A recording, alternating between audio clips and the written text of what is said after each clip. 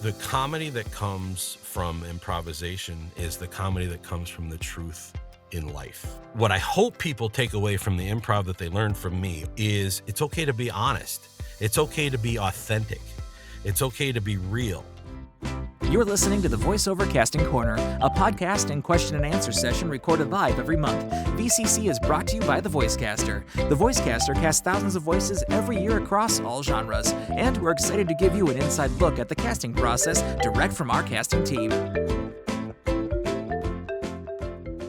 Hello, everyone, and welcome back to Voiceover Casting Corner. My name is Kelly Moshinsky. I am the owner and head of casting here at the Voicecaster.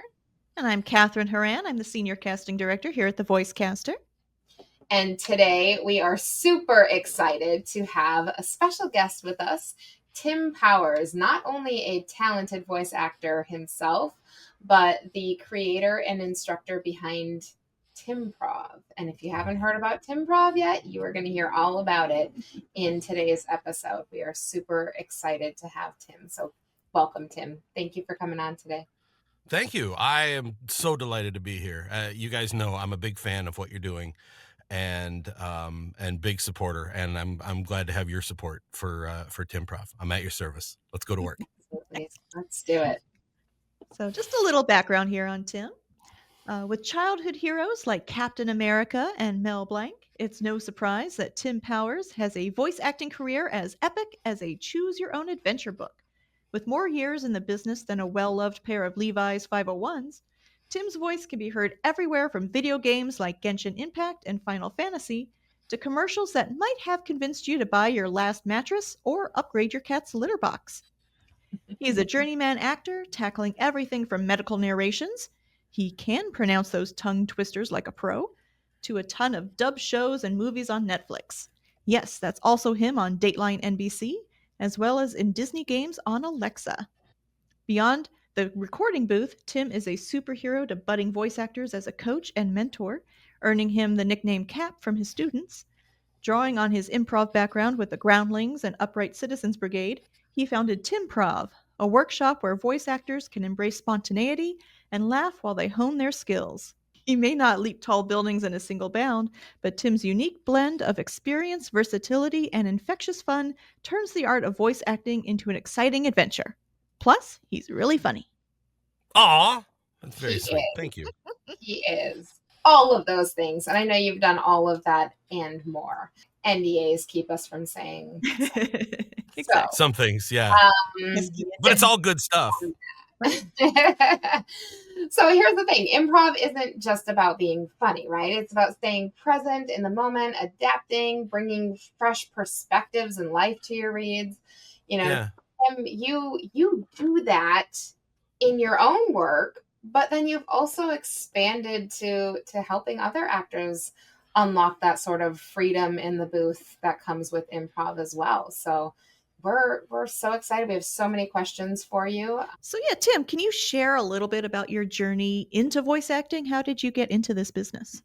Yeah, I fell backwards into it, Kathryn. I was not a theater kid. Like, I didn't want to be a theater kid. I didn't want to be an actor.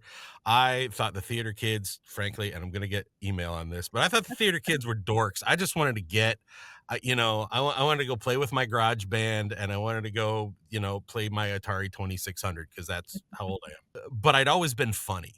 Like that was the thing that I was known for. Like I wasn't the class clown. I was the class comedian, and there's a difference. Here's the difference. The class clown is the guy who runs naked down the 50-yard line of the homecoming game wearing a rainbow wig and steals the ball and does a wacky dance in the end zone. And the class comedian is the guy that talked him into doing it. Right. So at an early age, I discovered stand-up and was playing around with that. And in my late 20s, I went through a pretty abrupt life change, and a friend of mine said, "Hey, I'm going to this theater to audition for an improv troupe. Are you interested in going?" And, growing up in the 70s and 80s, you see people like Belushi and Aykroyd and the Ghostbusters.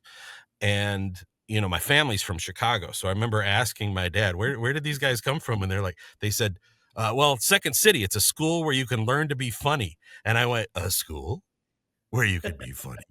What is this all about? And so I auditioned and got in, knowing absolutely nothing about theater or acting or improvisation. I just happened to have a look that they wanted, I suppose. And it was there that I started hanging out with actors and learning about actors and learning about the theory of improvisation and stage turns, and started studying method. Meisner's definition of acting is behaving in a truthful manner under imagined circumstances. Improv is doing that without a script, Mhm. and you're creating that with someone else. Mhm. So, this was I lived in St. Louis in the early aughts when I was doing this, and after a while, I got tired of being the funniest guy in St. Louis and moved to LA. And I set up shop in Studio City and began at I aimed low, so I did not go immediately to the Groundlings or the Upright Citizens Brigade, and worked at a club called the LA Connection, which used to be on Ventura across the street from the Psychic Eye bookstore. Right. And in fact, I was on stage the night that Britney had her meltdown in front of that theater. Oh, funny. I missed the entire thing. Right.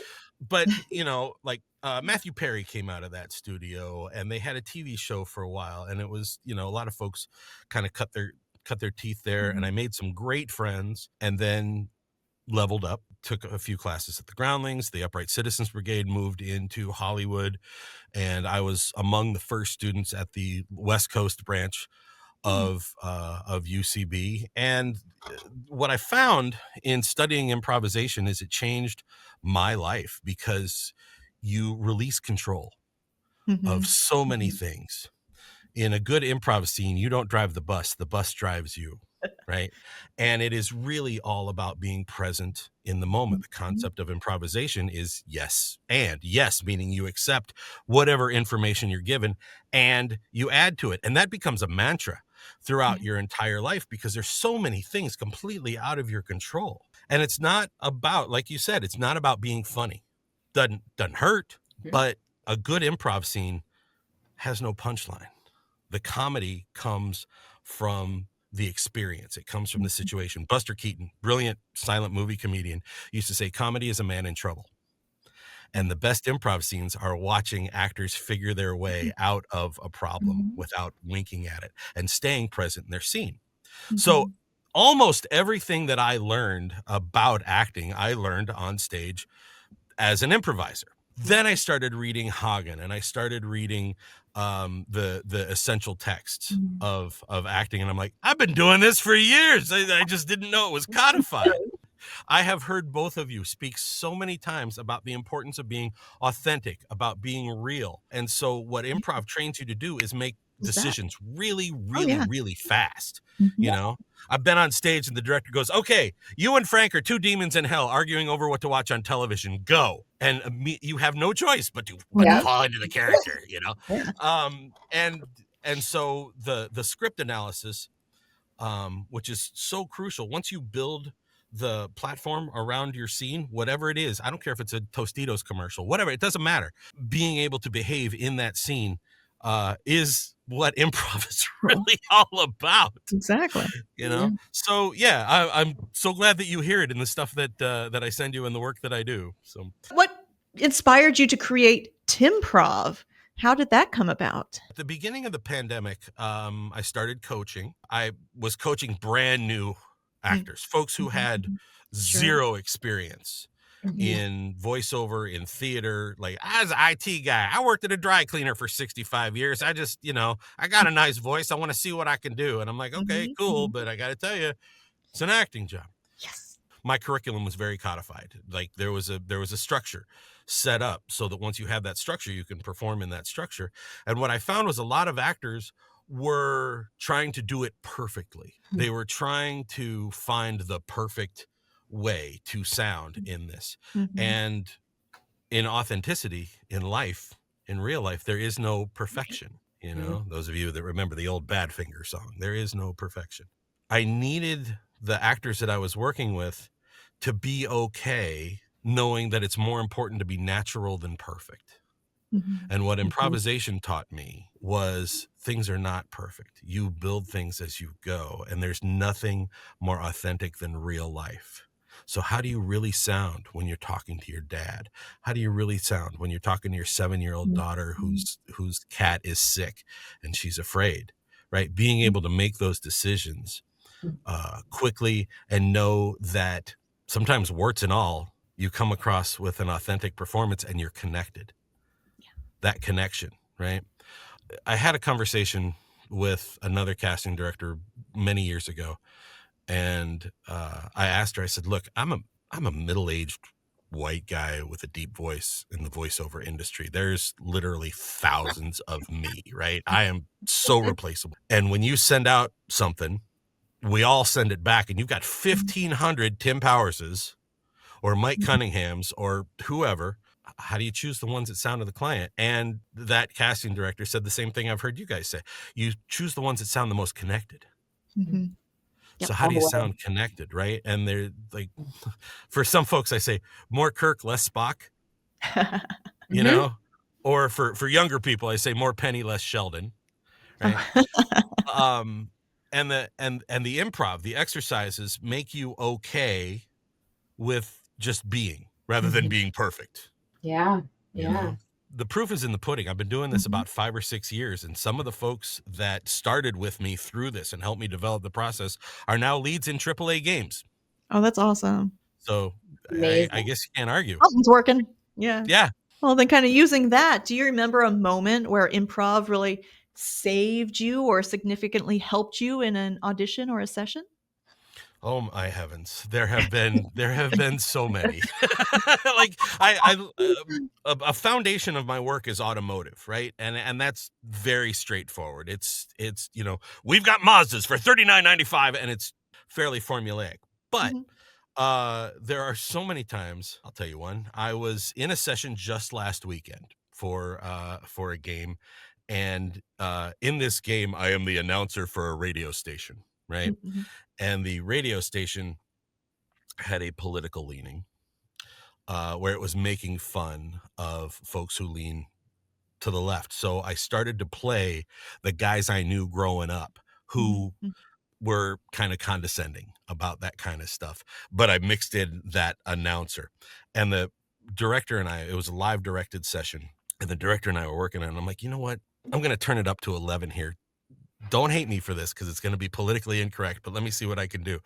And I ended up doing just this absolutely off the wall bonkers thing. And he's like, well, that's it. We're good. You know? So that's one of many Yeah.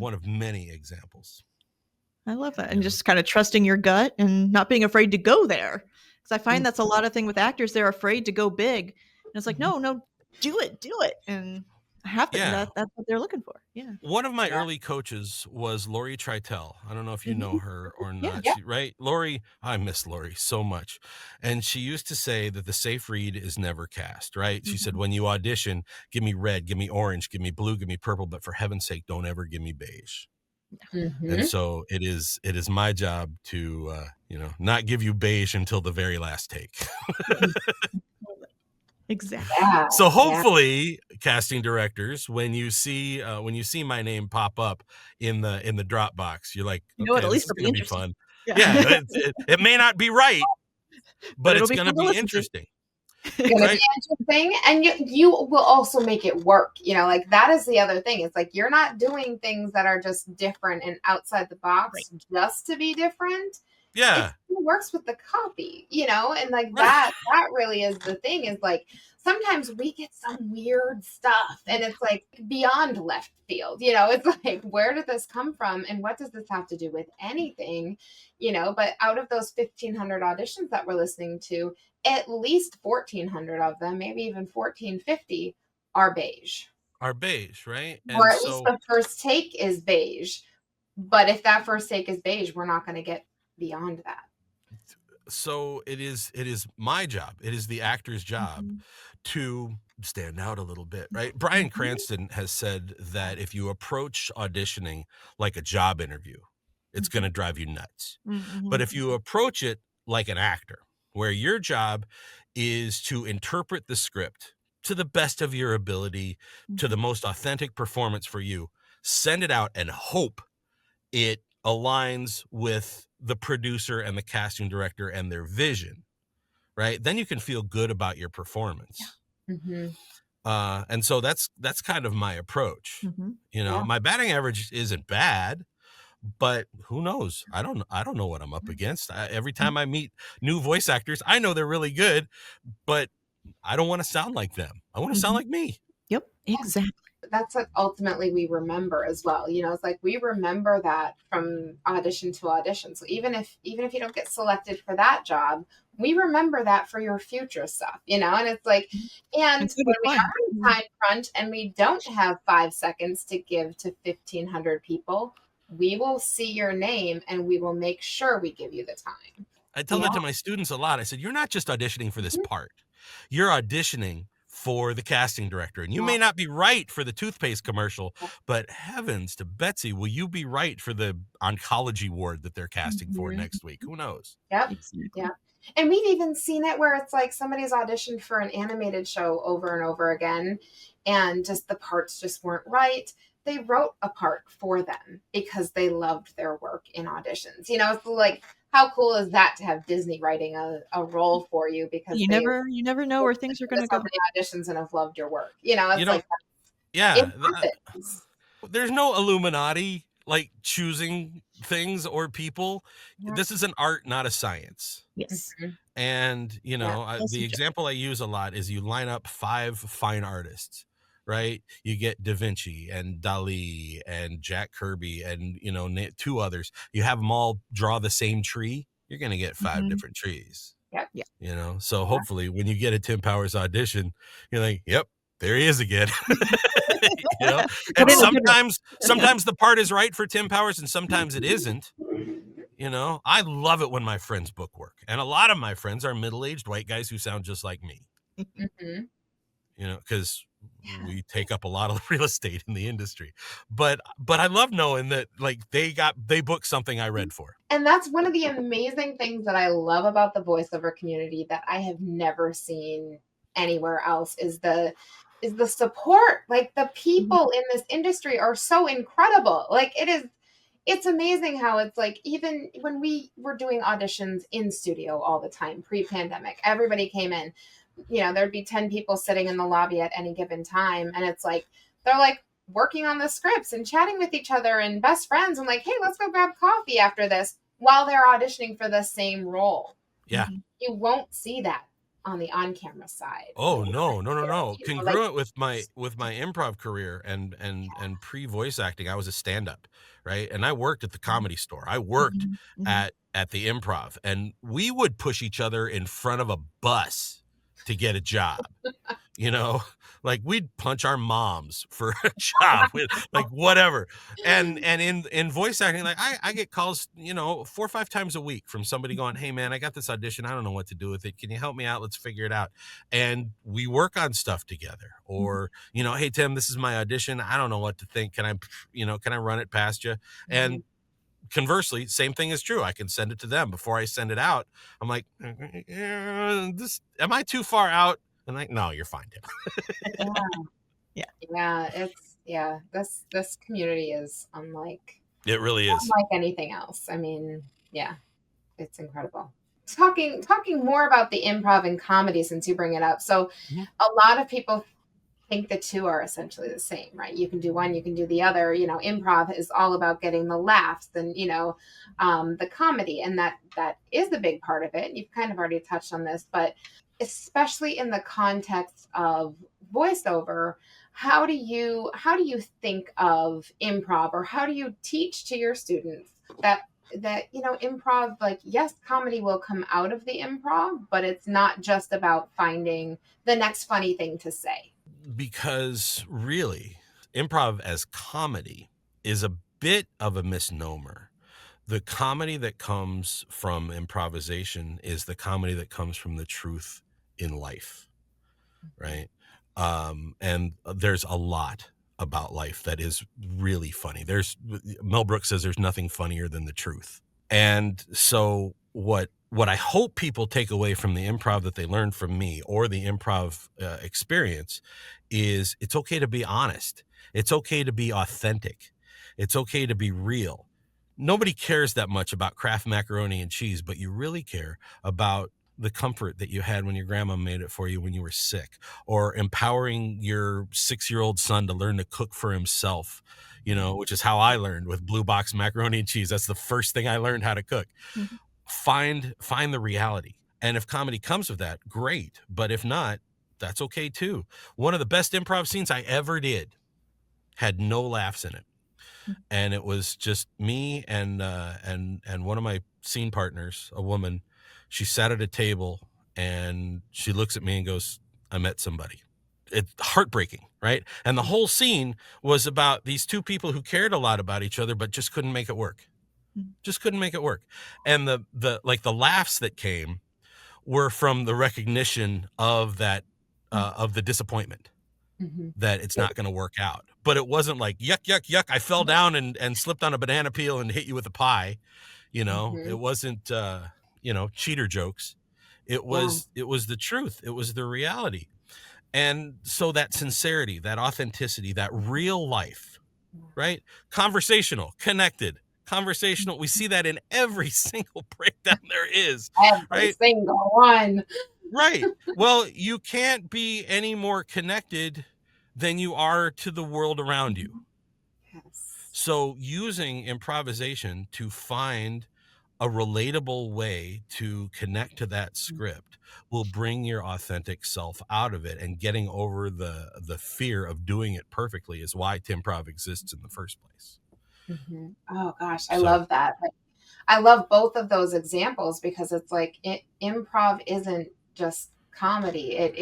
It's that reality, and I love the fact that you mentioned that you can do an entire improv scene that is very heartfelt and emotional, and and it's that is still improv, and a lot of people just assume the two are the same thing. And I love that you brought up Kraft mac and cheese, because that is also one of those things where it's like, talk to a friend, talk to a friend. It's like, okay, so I'm going to talk to my friend about mac and cheese.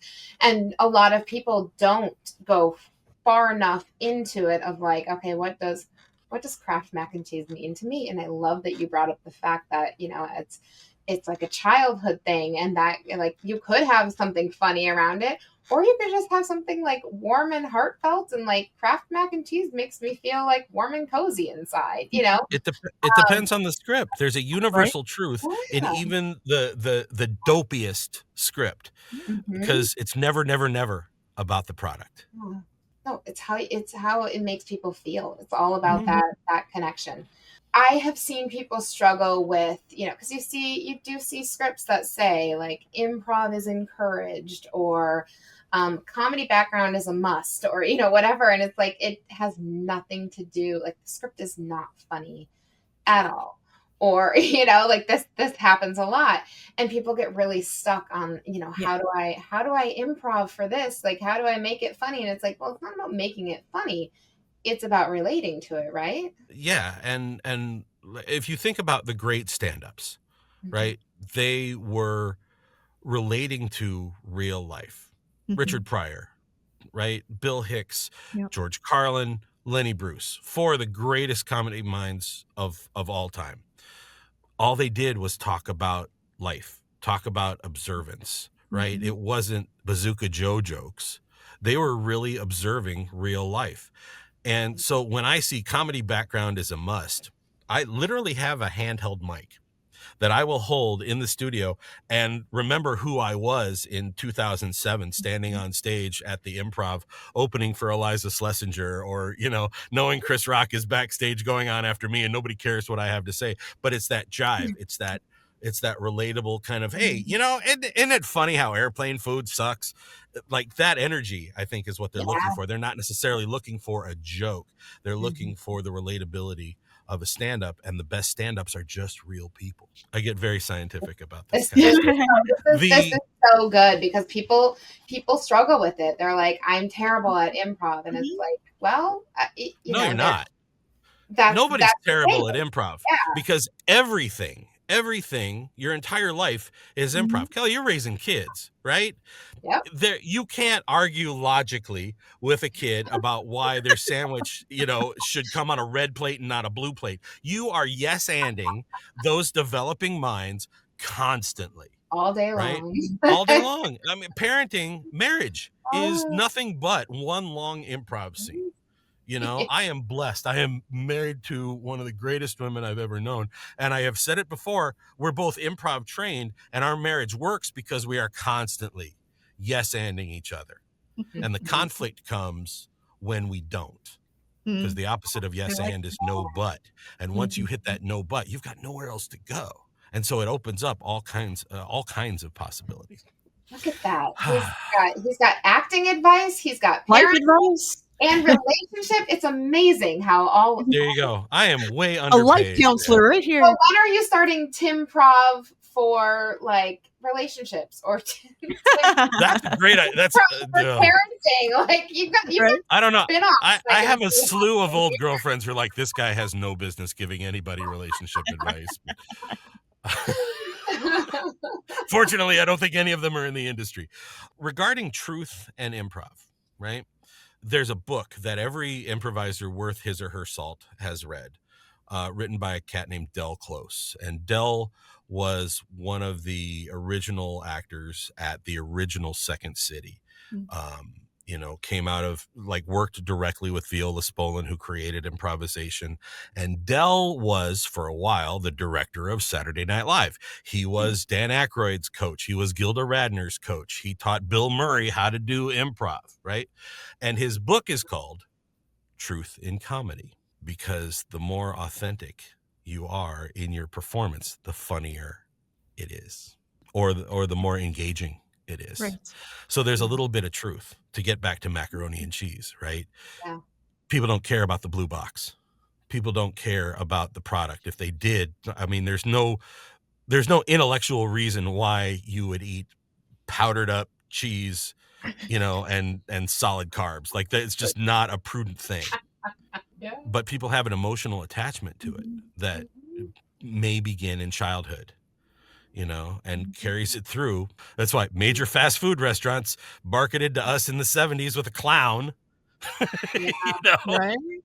So going back to the TIMPROV of it all, what are some core principles that you emphasize with students? Be honest, drop your inhibitions, and don't hold yourself back, because the reality is really within you. And the minute you start holding yourself back, you become a little bit more inauthentic. At my TIMPROV, I say right at the beginning, we're going to talk about poo-poo and pee-pee and where babies come from, and you're going to hear naughty words, because that's how a majority of people live and operate in the universe. So let's keep it truthful. I also say hate speech isn't tolerated. So if you drop your inhibitions and you're dropping hate speech, that says more about you than anything else, and I'm done with you. So, but the tenets are honesty, spontaneity, trusting yourself, and trusting everybody else in the room. There's 9 other actors there. So it's not all on you to create everything all together. One of the exercises that I play to just get started is, if there's 9 actors, I'm like, okay, show me 7 thumbs, right? And so the actors will show me their thumbs until there are 7 of them. And if there's 8, somebody takes it down, to show that you don't always have to contribute to everything all the time in order for it to work. So, Exactly. Wow, Tim, you're brilliant. Go on. Oh, shucks. And then can you give us an example of how improv can turn a flat audition into something that stands out?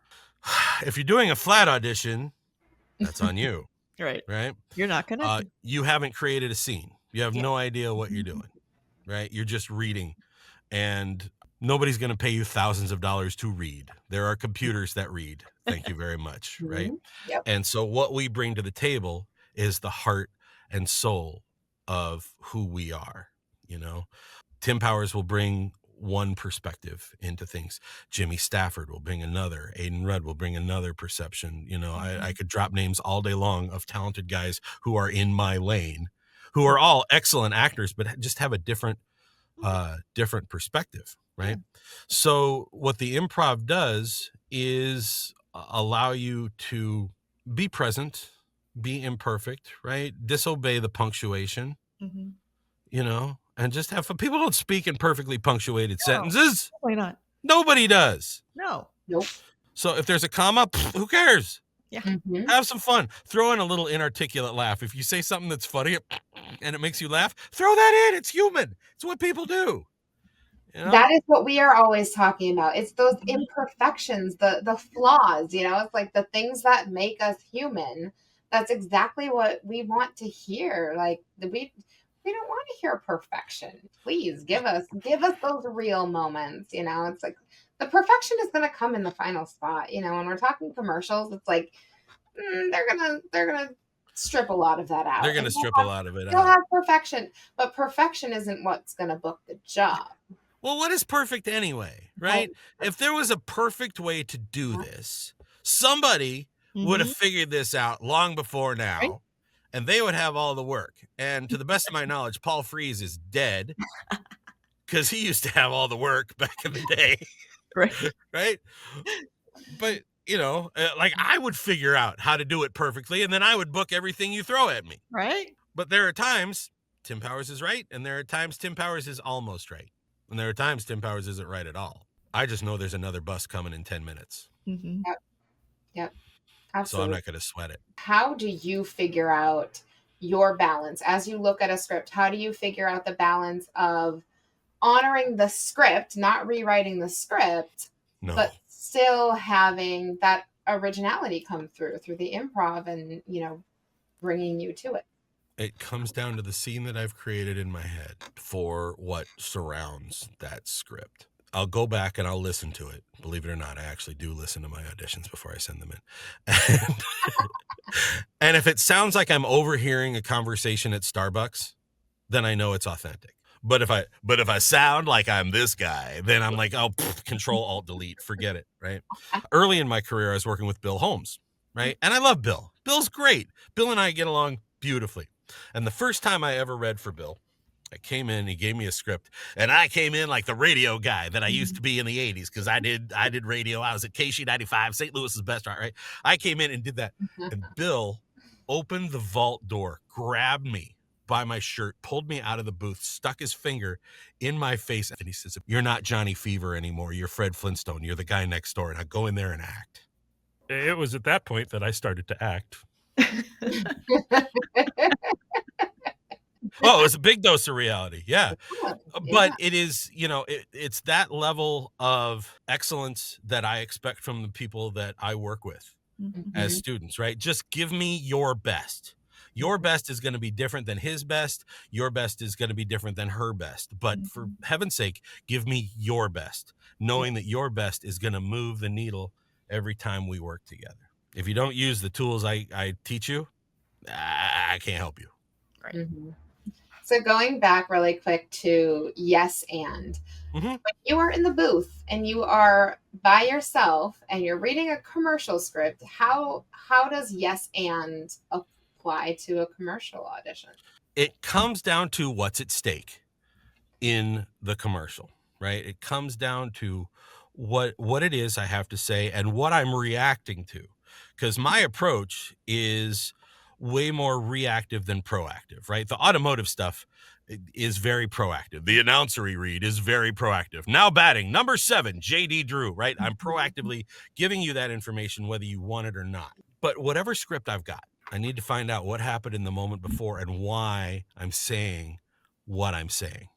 Yes. What happened? What caused me to think my wife's sitting on the couch eating a bowl of ice cream and I go in and go, "When you need tires, Miro Tires in Rochester, New York, blah, blah, blah," right? She'd look at me like, "What are you talking about?" Right? So I need to figure out what's at stake. Is it really about just, I've got cheap tires, or, hey, don't cheap out on your tires because you're carrying around your grandkids. and you don't want to blow out on the 490, blah, blah, blah, blah, blah. So come in and Mhm. figure out what's going on there. And then, yes, and the complications that come along with that performance, right? Yeah. What's the look on the face of the person that you're talking to, Mhm. right? And I love to talk to skeptics. I also love to talk to people who think they know a lot more than they do. I love that. Talk to skeptics. And it's what you're saying is literally acting is reacting. I mean, that's Yeah. Mhm. And I'm also a firm believer in lead-in lines, right? Yes. One of my mentors likes to say that a good voice actor is like an airplane. He needs a runway before he takes off. Mhm. So even if your line is like, "Hey, dude," because you can compress an entire paragraph Mhm. into "Come on, man," and then go right into the script. But a Mhm. lot of times, "Oh, honey, Lucky's going to be okay. I don't know what's wrong with him, and the vet's not open till tomorrow. But you know what we're going to do in the meanwhile? Purina's Petivity, blah blah blah blah blah blah blah blah blah blah blah blah." Mhm. Right? That's literally an example of a client where I've made a Mhm. lot of money on that Yeah. performance. Because then you're present in the scene before the very first letter of the Yeah. script, right? Mhm. I tell my male clients, I'm like, buy her dinner before you take her home, would you please? It's like the lead in. You don't just cannonball into the good stuff. You talk to her. Right? Again, do Yeah. what you want Yeah. with that information. From the actor's perspective, how do you feel about leaving a lead in and submitting the audition with a lead in? If I'm not asked to do it, I won't do it unless it somehow adds some value to the performance. And in my opinion, Kelly, it rarely does, Mhm. because that's not what you're expecting to hear. And if I'm present in the scene, you'll hear it from the very first vibration that comes out of the Mhm. speakers. Yeah. Yeah. That's kind of Yeah. where I am There, about things there's too. yeah, there's a lot of that. There's a lot of that back and forth of do I leave the lead in line? And it's like, I don't mind if a lead in is in there. Don't have it be just something weird that doesn't make sense. And don't do it on every take. It's like If your lead-in doesn't make sense, Don't let it be 5 what minutes long. what the hell is your exactly. scene? Use it as a tool, right? I mean, it gets you to that place because that very first word. It has to hit, right? Mhm. And I Yeah. mean, Kelly, I've heard you say this probably 100 times that the first 3 seconds is really all you got. Mhm. And if you're not in there, you're toast. So my job, especially when I'm auditioning specifically for you collectively, is that first 3 seconds gonna ring the bell for me or not? Like, do I Mhm. have a shot at this or not? Does it sound authentic? If it sounds like every other dude, I'm gonna go back and do it again. Yep. Because you can hire every other dude, and odds are good they get in before me anyway. Mhm. My job is not to waste your time. Yeah, You know? 90% of the auditions are going to all sound the same. Yeah. They all start the same, even if something changes. And sometimes people use the first line, it's essentially like their lead in. And by the time they get to that second sentence, and I'm like, yeah, that's where it's at. We don't have that kind of time. We're not going to listen to that for auditions. Yep. I mean, you're basically doing what we used to do in radio and needle drop, right? We get an album, we drop the needle on each track and go, well, that's the good one. I will put a great deal of care into my second take, but I also know it's like 60-40 if it's ever going to be heard. Mm-hmm. Yeah. So my strongest take has to go first. And kind of building on that, we've Yes. seen auditions where the improv really kind of elevates the read. So, what's your philosophy, your perspective on discovering those moments within the script? Where do you find these places that help it stand out? They're going to vary from script to script, right? In every commercial, there's a turn, there's a beat, Right. right? There's I Problem and solution. I had trouble meeting women. Then I got a big shaver, and Mhm. now Exactly. there's always that emotional beat. So Problem solution. The problem solution. Yeah. problem Use the solution? How result. strong is that beat? Mhm. Right? What's at stake? Where's it play? Lists, right? Lists Mhm. are great for Definitely. improvisation because everything on that list has different weight to Mhm. not only me, but the person I'm talking to and the copywriter. Mhm. Mhm. So there's three elements to just play with. The person that I'm talking to, why do they care about this thing over this thing over this thing? And is this just kind of a throwaway nice thing to throw in? Each of those lists are the bane of actors, right? That's been true since Shakespeare, right? It's been true since ancient Greece, right? How do you make a list of 9 things sound interesting? Right. And more copy is like that. We invented this space. We did this. We did this. We did this. We did this. Mhm. And now we get to do this, right? Uh-huh. Have some musicality, but Mhm. rather than just randomly changing the tones, improvise why each item on that list means something. Have some fun. And then on the other side of that coin, we've heard auditions where the improv went way too far. You know, they basically wrote their own script. So, what are your thoughts on boundaries with improv? The script is the script is the script is the script is the script is the script, right? A contraction, great. You know, if it says that is, and it's appropriate to say that's, cool. If you're rewriting the script, I know from working both sides of the desk that if you change the script, there's a lot of things at stake. One, they got to go through approval to get it all rewritten again. 2, you never know who wrote that script, right? And you don't want to walk in and go, I could write better than this. And the decision maker, the client goes, well, I wrote that. Yeah. Or my girlfriend wrote that, or my boyfriend wrote that. And the last thing you ever want to do in business is tell your client they have an ugly baby. Yep. So you honor the script. Shakespeare has been performed for 500 years. You tell me Ian McClellan is going to take Shakespeare and rewrite it. And I am in no way comparing a Kraft macaroni and cheese commercial with the Scottish play, but the adherence is still true. It was written for you. My job as an actor is to put lipstick on whatever pig I'm given. And the phrase I use is to put your client's product in human drag. That's good. Right? Because nobody cares about tires. Nobody cares about Kraft macaroni and cheese. Nobody cares that much about Coca-Cola, blah, blah, blah, right? You care about relaxing after a hard day. You know? Yep. Yeah. You care about the fact that the movie that you're watching would be 20% better if you could just have a little bit of sugar in your gut. You know, or whatever it is they're really trying to say. If you take the script literally every single time, you're screwed. Right. Exactly. Yeah. There's subtext. Please learn subtext. Yeah. How does all of this also translate to the business side of being a voice actor? Yes and is one of the most powerful tools in business you've ever had in your life. If someone asks you if you can produce a radio commercial top to bottom with music and sound effects, you say yes. And then you figure out how to do it. If someone says, Tim, can you play a 70-year-old man? You say yes. Absolutely. I was just asked today by a potential client, what are your rates for a 30-second spot? And it varies. There are firm rate cards, there's union, but if it's non-union and it's political or it's not for profit, there's a lot of things to take into consideration. Oh, yeah. Right? Yeah. How long? So my favorite question is, well, what's your budget? Always. And then when they say, well, my budget's $500 and I was prepared to offer them $300, I just made $200. Right? You just Yep. agree. Everything is an improv scene. The story about producing a radio commercial is true. I haven't produced a radio commercial since I cut analog tape in the early 90s. When I moved to a smaller market outside LA, a client's like, we love your voice. We got a tire commercial that's going to air on our local football network. Can you produce a spot if we pay you this much? And I went, yeah, sure. And just learned how to mix sound effects in my mixing software and turned it in and made the money. Saying yes is a lot more powerful than saying, oh, no, I couldn't do that. Let me, now you got to find somebody else. Dude, those opportunities come along so rare. But just agree, say yes, please. It's building that confidence, right? Yeah.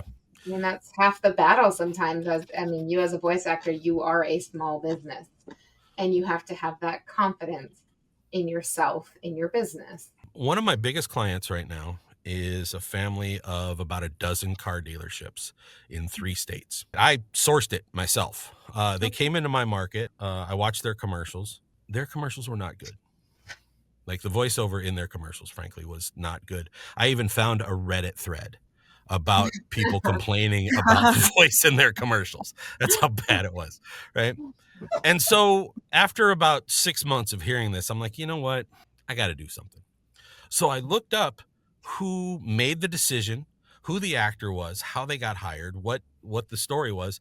And fortunately, in all the blogging that this agency did, or the dealership did, I learned who all the players were. And so I just sent him an email and I said, hey, welcome to this market. I don't know if you know this or not, but you've got a national voice actor in your community who's done this and this and this.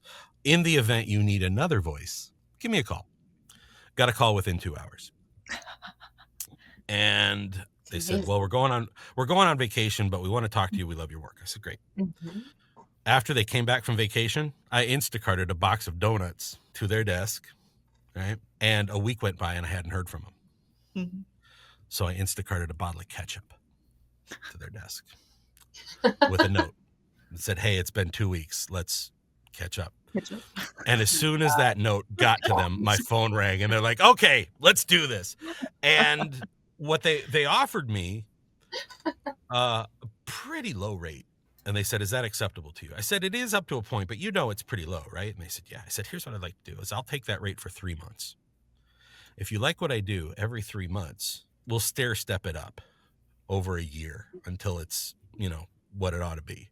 And if you don't like it, give me 30 days notice and you're out. I've been with them a year and a half. Wow.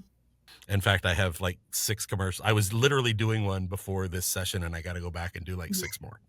So, it's great and it's local. So now, since I live in a smaller market and there's literally 2 voice actors in my community, one is the founder and CEO of GVAA and the other is me. That's it. Hi, Christina. My neighbors are all like, what do you do again? Why don't you ever leave the house? What? So now I go, well, I'm that guy. And they go, oh, okay. All right, cool. That's hilarious. Shall we jump into our speed round, Kathryn? Oh, Sure. all right. All right. So here's some fun questions. Some stuff All right. What is one thing in your booth you can't live without? Oh, my Mic Hero DSP. Are you familiar with this thing? This is my interface. Rather than a Scarlett Solo or an Apollo or one of those, a cat named Fernando built an interface about the size of a deck of playing cards. And it is incredibly powerful. And it takes the cheapest mic and makes it sound okay, makes it sound good. And then it takes a real mic, makes it sound awesome. It's called the Mic Hero DSP, and it is my favorite interface of anything that I've ever used. For a long time, I used a cheap mic and nobody knew the difference. And it's a great little tool. There's even an EQ that he built just for me because I beta tested the original. And I said, you know what I want is something that kind of captures the low end of my voice and all that. So he built an EQ specifically for me. And I was just at One Voice Dallas, and Fernando must have brought like 30 of them and sold out. Oh, wow. He had a booth set up and people were coming by. Like, you can plug a 416 directly into it. You don't need an XLR cable. It's that portable. Oh, cool. You could plug a 416 directly into the machine and then USB-C it into your computer and throw a blanket over and you are good to go. That's great. So yeah, I couldn't live without that. Fantastic. All right. So when you get an affiliate link, let us know. Fernando, I'm looking at you, buddy. What is your ritual or superstition before an audition or a session? If I can't get out of my head, right, and I know I got to go to work, one of the things that I will do to get me present in the moment is I have a dog. His name is Bucky. He's a puggle, a pug beagle, right? And he's about 2 years old, and he's my pal. And Bucky, like all dogs, lives in the moment, has no idea what happened in the past, has no idea what the future holds. He's like, we're going for a walk? Great. We'll go for a walk. It's time to eat? Great. It's time to eat. Oh, it's time for Jeopardy? Great. I'm going to sit here and watch Jeopardy with you, right? And he's just present in that moment. Mm-hmm. So if, I'm arguing with somebody or I had a crappy day or one of my students pissed me off, I'll get on the floor and play with Bucky so that I'm just present in that moment. Also a big believer in room temperature water, and I'll drink like a mason jar full of room temperature water. With this mouth, I've gotten in some trouble. So every now and then I have to clear my nose because I've taken a few haymakers to the face, and so I got to clear out the sinuses. Otherwise my articulation kind of messes up a little bit. So I have a Navage for that. Those are super cool. They're gross, but they're super cool.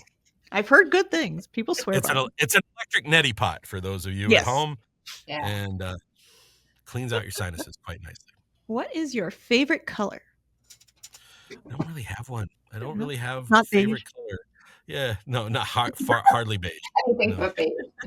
I like the shade of sable that my car is. I have a Cadillac ATS, and I like the shade of sable that it came as. So fancy. Right. What else? Come on. What's your favorite food? Pizza. Oh my God. Yes. In fact, Dino's over on Burbank, the lasagna pizza, Burbank. Way in Burbank. Hollywood Yeah. Way in Burbank. Yeah. Yeah. Right. It's been a couple years, right? But the lasagna pizza that they have there, every single time I return home, that's my stop. What's your favorite superhero? Captain America. Always has been As if you couldn't still there with since I was still in the back of- 5. I don't know. Like he's just cool. Like he doesn't adhere to anything other than just the goal that everyone can be their best, and he expects the best of the people around him, and he's an effective leader. He knows that the people around him will do their job because they owe it to him to be their best. And not the strongest guy, not always the smartest guy, but he's the effective leader, and he just wants to see everybody's boat rise. So that's why it's Cap. So And finish. I'm so glad Chris Evans is coming back for the movie. Yes. He's so good. Finish this sentence. The future of voiceover is Female. Ooh, I like that. It is. I like you even more now, Tim. Go on. It is. Like the diversity in casting has been exponentially changing year over year over year over year.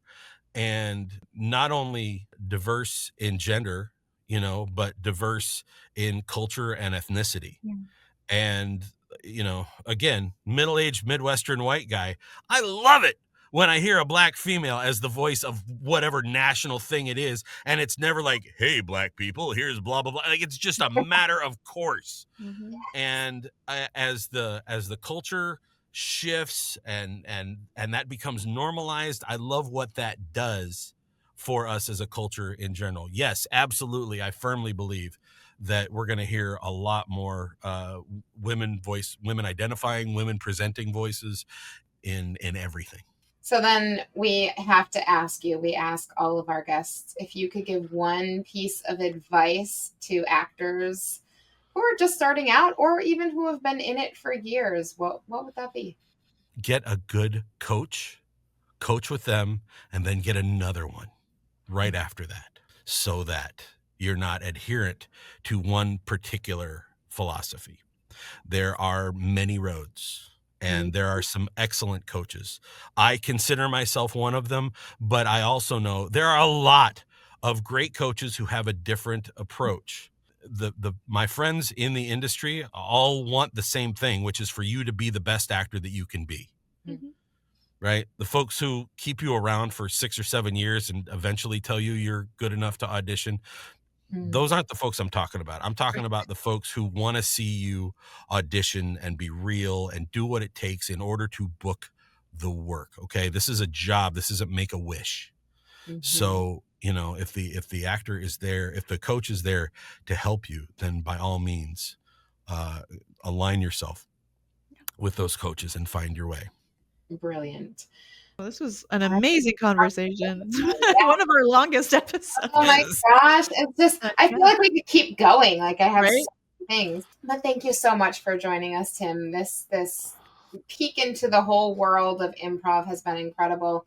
And to see it from somebody who's been doing it for so many years, and to see that it's not just the comedy, just the humor. There is so much behind it, and it is such a great tool for everything that me and Kathryn are always talking about, as far as the authenticity and bringing the humanness to everything that you do. Thank you for sharing all of that with us. It is my pleasure. I have been a big fan of everything that you've been doing for years. And looking at your previous guests, I am honored to be counted among the heavyweights that you've had as other guests. I don't take that lightly, and I'm very, very grateful. You guys have been awesome to me from the get-go, and I am so proud to be part of everything. Thank you so much.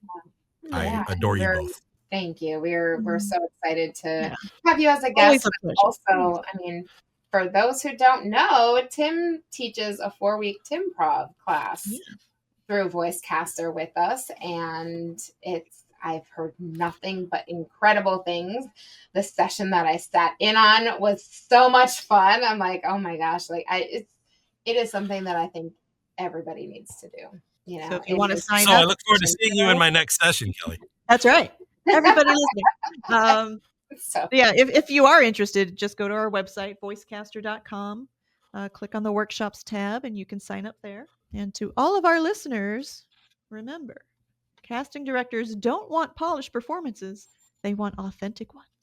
And improv might just be the missing piece that helps you shine in the booth. Works for me. I don't have another job. absolutely. Full-time voice actor right here. Listen to this. He knows what he's talking about. Yeah. Thank you so much, Tim, again, for all of your This is wisdom. awesome. Thank you to everyone tuning in and listening to Voiceover Casting Corner. Until next time, make sure you keep creating, keep playing, and keep finding the freedom in your voice. Catch our next Voiceover Casting Corner episode live on Facebook and YouTube. Check our socials or follow us for the latest info. Thanks for listening.